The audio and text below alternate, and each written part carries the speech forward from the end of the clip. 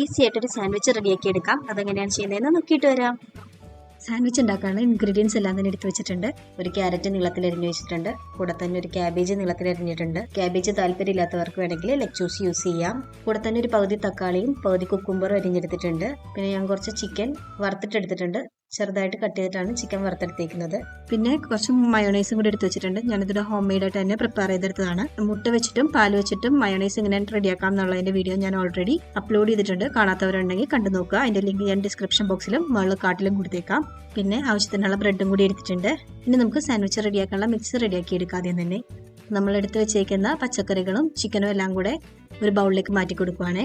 പച്ചക്കറികളുടെ അളവും എന്തൊക്കെ പച്ചക്കറികൾ വേണം എന്നുള്ളതും നിങ്ങളുടെ ഓരോരുത്തരുടെ ഇഷ്ടത്തിനനുസരിച്ച് ഡിസൈഡ് ചെയ്യാവേ. ഇപ്പൊ കോണൊക്കെ ഉണ്ടെങ്കിൽ കോണൊക്കെ ഇട്ട് കൊടുക്കുവാണെങ്കിൽ ഒന്നുകൂടെ ബെറ്റർ ആയിരിക്കും.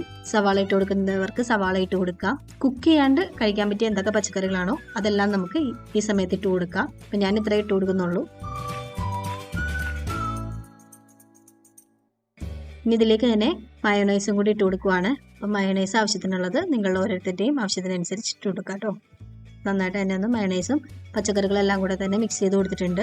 വെജിറ്റബിൾസ് മാത്രമല്ല കേട്ടോ, ഒരു ഡിഫറെൻ്റ് ആയിട്ടുള്ള ടേസ്റ്റ് കിട്ടാൻ വേണ്ടിയിട്ട് വേണമെങ്കിൽ ഫ്രൂട്ട്സും കൂടെ ആഡ് ചെയ്ത് കൊടുക്കാം. വേണമെങ്കിൽ കുറച്ച് പൊമഗ്രാനേറ്റ് ആഡ് ചെയ്യാം, അല്ലെങ്കിൽ ആപ്പിൾ ചെറുതായിട്ട് കട്ട് ചെയ്തിട്ട് കൊടുക്കാം. അപ്പം നിങ്ങൾക്ക് ഇഷ്ടമുള്ള രീതിയിൽ എന്ത് വേണമെങ്കിലും നമുക്ക് ഇതിൻ്റെ കൂടെ ആഡ് ചെയ്യാവേ. ഇനി ഈ മയോണൈസ് വെജിറ്റബിൾ മിക്സിലേക്ക് എരിവിന് ആവശ്യമായിട്ടുള്ള കുരുമുളക് കൂടി ഇട്ട് കൊടുക്കുവാണ്. അത് നിങ്ങളുടെ ഓരോരുത്തരുടെയും എരിവിനനുസരിച്ച് ഇട്ട് കൊടുക്കാം. പച്ചമുളക് വേണ്ടവർക്ക് പച്ചമുളക് ഇട്ട് കൊടുക്കാം. കൂടെ തന്നെ ഒരു പകുതി നാരങ്ങയും കൂടെ പിഴിഞ്ഞിട്ട് കൊടുക്കുവാണേ. ഇനി ഇതെല്ലാം കൂടെ ഒന്നുകൂടെ ഒന്ന് മിക്സ് ചെയ്ത് കൊടുക്കാം.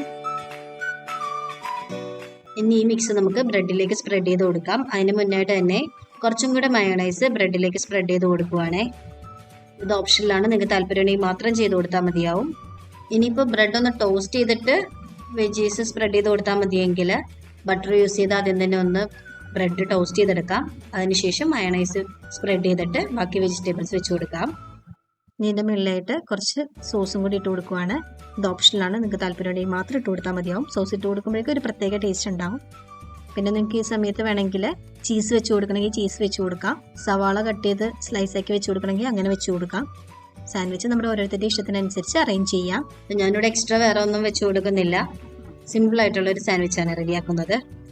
ലാസ്റ്റ് ആയിട്ട് ഇനി മുകളിൽ വെച്ച് കൊടുക്കുന്ന ബ്രെഡിലും കൂടെ മയോണൈസ് ഒന്ന് സ്പ്രെഡ് ചെയ്ത് കൊടുക്കാം. സിമ്പിളായിട്ട് തന്നെ സാൻഡ്വിച്ച് റെഡിയാക്കി എടുത്തിട്ടുണ്ട്. ഒന്നും കൂടെ റിച്ച് ആക്കാനാണെങ്കിൽ ബട്ടറിലൊന്ന് ടോസ്റ്റ് ചെയ്തെടുക്കുകയാണെങ്കിൽ ഒന്നും കൂടെ ബെറ്റർ ആയിരിക്കും. അപ്പം ഞങ്ങൾ ഇത്രയേ ചെയ്യുന്നുള്ളൂ. ഈസി ആയിട്ട് മയോണൈസ് വെച്ച് ചിക്കൻ സാൻഡ്വിച്ച് റെഡി ആയിട്ട് വന്നിട്ടുണ്ട്. ഇത് എളുപ്പത്തിൽ തന്നെ നമുക്ക് വീട്ടിൽ റെഡിയാക്കി എടുക്കാവുന്നുള്ളൂ. കുട്ടികൾക്ക് എന്തായാലും ഇഷ്ടപ്പെടും. അപ്പം എല്ലാവരും ഒന്ന് ട്രൈ ചെയ്ത് നോക്കിയിട്ട് അഭിപ്രായങ്ങൾ പറയുക കേട്ടോ. വീഡിയോ ഇഷ്ടപ്പെട്ടാൽ ലൈക്ക് ചെയ്യാനും ഷെയർ ചെയ്യാനും മറക്കരുത്. ഇതേപോലത്തെ ഒരു ഈസി ആയിട്ടുള്ള റെസിപ്പി ആയിട്ട് ഞാൻ വേഗം തന്നെ വരുന്നതായിരിക്കും കേട്ടോ. താങ്ക്